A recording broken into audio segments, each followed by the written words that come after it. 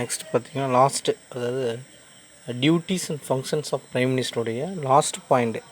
As a leader of nation, prime minister represent our nation on all the international conference like the Commonwealth, Summit of non-alignment nations and SAARC nations.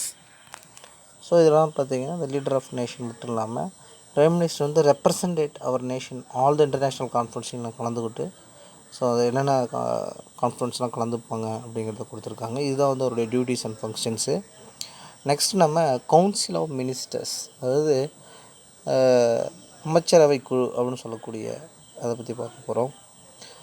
After the election, the president of India and the advice of prime minister appoint the Council of Ministers. The Constitution of India restrict a number of councils of ministers, including the prime ministers, to 50% of the total member of Lok Sabha. அப்போ இந்த council of minister அப்படின்னு பார்த்தீங்கன்னா ஒரு election முடிந்த பிறகு prime மினிஸ்டரோட அட்வைஸில் prime minister என்ன பண்ணுறாரு அப்படின்னா இவங்களை அப்பாயின்ட் பண்ணுறாங்க. இந்தியன் கான்ஸ்டியூஷனில் the restriction of number of ministers including prime minister சேர்த்து கிட்டத்தட்ட 15% டோட்டல் மெம்பர் ஆஃப் தி லோக்சபாவில் இருக்கும் கவுன்சில் ஆஃப் மினிஸ்டர்ஸ் அப்படின்னு கொடுத்துருக்காங்க. நம்ம அதை தான் இப்போ பார்த்தோம். இதுதான் கவுன்சில் ஆஃப் மினிஸ்டர் பார்த்துட்டோம். அந்த கேட்டகரி ஆஃப் மினிஸ்டர்ஸ், அப்போ இந்த கவுன்சில் ஆஃப் மினிஸ்டரில் 3 கேட்டகரிஸ் பண்ணுறாங்க. இது ஒரு 2 mark. The ministers classified into 3 ranks: cabinet ministers, minister states, deputy ministers. அப்போ அதை பிரிக்கிறாங்க. கேபினெட் அமைச்சர்கள், மினிஸ்டர் ஆஃப் ஸ்டேட் ராஜாங்க மினிஸ்டர்ஸ், இது டெப்டி மினிஸ்டர்ஸ். இப்போ 3 கேட்டகரியாக பிரிச்சிருக்காங்க. ஃபஸ்ட் ஒன் கேபினெட் மினிஸ்டர்ஸ் அப்படின்னு பார்க்க போகிறோம். த cabinet minister is an informal body of senior ministers who form the nucleus of the administration. The important decisions of the government are taken by the cabinet, such as defense, finance, external affairs and home. அப்போ இந்த cabinet ministers அப்படின்னு பார்த்தீங்கன்னா அந்த senior minister இருப்பாங்க. So இந்த administration நாட்டு நிர்வாகத்தில் important decision, ஒரு முக்கியமான முடிவுகள் எடுக்கக்கூடியது அரசாங்கத்தில் இவங்க தான் இந்த கேபினெட் மினிஸ்டர்ஸ். என்னென்ன முக்கியமானது அப்படின்னா defence, finance, external affairs and home, உள்துறை, வெளித்துறவு, ஃபினான்ஸு, பாதுகாப்பு, நிதி, இதெல்லாம் வந்து மிக முக்கியமாக கேபினெட் மினிஸ்டர்ஸ் தான் டெசிஷன் எடுப்பாங்க. Ministers of state, these ministers belong to the second category of the ministers in council. இரண்டாவது, அதாவது இந்த கவுன்சில் குழுவில் 2வது category. They are also the charge of ministers or department of, but they do not participated in the meeting of cabinet unless invited to do so. இப்போ இவங்களோட என்ன அப்படின்னு பார்த்தீங்கன்னா இந்த department, so the also charge of minister, the department of the not participated meeting to cabinet unless invited to so. அப்போ அந்த cabinet minister யாராச்சும் மீட்டிங்கில் கலந்து கொள்ளலை அப்படின்னா அதுக்கு பதில் இவங்க என்ன பண்ணுவாங்க அப்படின்னா பார்ட்டிசிபேஷன் பண்ணுவாங்க. Deputy ministers, they are a lowest rank of ministers in the cabinet.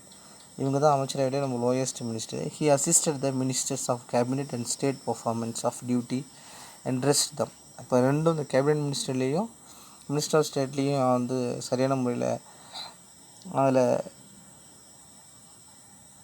Help பண்ணுறது தான் என்னோடய ஒர்க்காக இருந்திருக்கு. 2 மினிஸ்டருக்கும் என்ன அப்படின்னு பார்த்தீங்கன்னா ஒரு உதவிகரமாக கூட்டு சேர்ந்துன்னு அதில் ஏதோ ஒரு மினிஸ்டர்ஸ் வரல அப்படின்னா இவங்க என்ன பர்ஃபார்மன்ஸ் பண்ணி சரி பண்ணுவாங்க. இதுதான் இந்த 3 கேபினட்ஸோடைய work.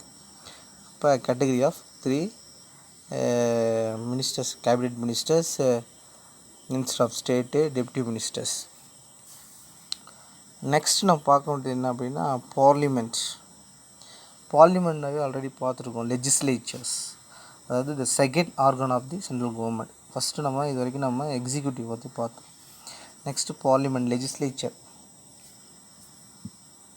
The parliament of India, the parliament is a legislative organ of the union government. Union government, central government, இன்னுமே ஒன்று தான். A Parliament of India consists three part of there are, அதாவது the Parliament of India பார்த்திங்கன்னா three part are the first one president, second one Rajya Sabha, third one Lok Sabha. The Rajya Sabha is a upper house, Lok Sabha is a lower house. It termed the bicameral legislature. ஈரவைகள் கொண்ட ஒரு பார்லமெண்டம் தான் இருக்குது. நம்ம பார்த்துருக்கோம் parliament எங்கே இருக்குது அப்படின்னு சொல்லி பார்லிமெண்ட் பிக்சரும் கொடுத்துருக்காங்க சரிங்களா. அப்போ இந்த பார்லிமெண்ட்டில் த்ரீ பார்ட்டு. ஃபஸ்ட்டு எடுத்துன்னு யாருன்னா president, second Rajya Sabha or upper house, Lok Sabha or lower house. அப்போ இந்த ராஜ்யசபா எப்படி சொல்கிறாங்கன்னா council of state, Lok Sabha house of people சொல்லுவாங்க. ஸோ இதில் த்ரீ நேம் நம்ம பார்க்குறோம். நெக்ஸ்ட்டு ராஜ்யசபானா என்ன, ஆல்ரெடி நம்ம ராஜ்யசபானா என்னன்னு சொல்லியிருக்கோம். நம்ம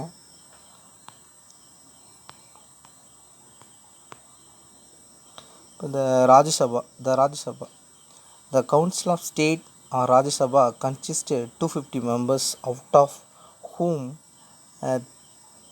238 represent the states and the union territory elected by the methods of indirect election.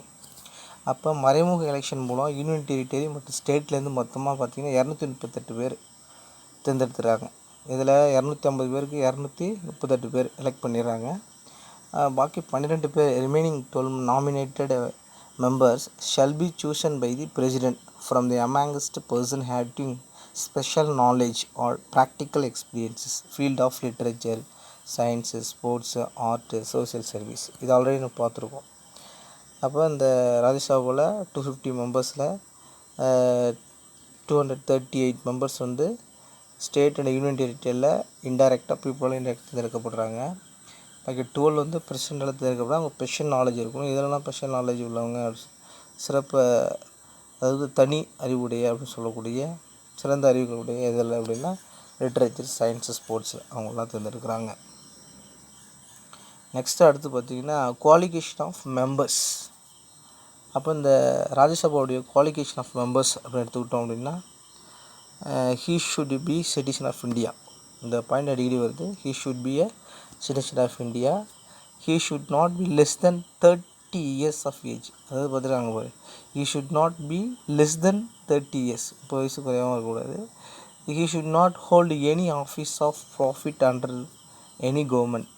எந்த ஒரு அரசாங்கத்திலையும் லாபம் ஈட்டக்கூடிய நிலையில் இருக்கக்கூடாது. He should not hold any office of profit under the government.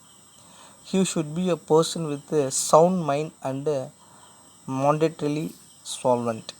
He should be a person with sound mind and mandatorily solvent. அதாவது எப்படி இருக்கணும் அப்படின்னு நல்ல அறிவுடையவனாக இருக்கணும். He should not be the member of Lok Sabha or any other legislature. இதில் இருக்கக்கூடாது மெம்பராக.